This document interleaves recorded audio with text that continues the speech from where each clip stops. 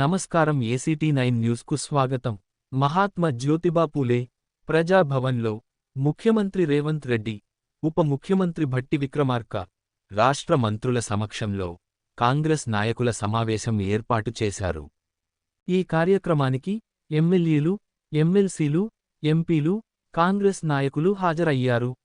రైతు రుణమాఫీ అంశం, ప్రభుత్వ 7 నెలల పాలనపై జరిగిన కీలక సమావేశంలో ఉమ్మడి కరీంనగర్ జిల్లా నేతలు పాల్గొన్నారు.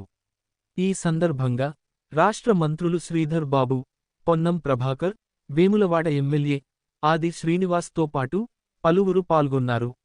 రాష్ట్ర ప్రభుత్వం అమలు చేస్తున్న సంక్షేమ పథకాలు, రైతు రుణమాఫీ భవిష్యత్తు కార్యాచరణపై చర్చించినట్లు మంత్రులు తెలిపారు.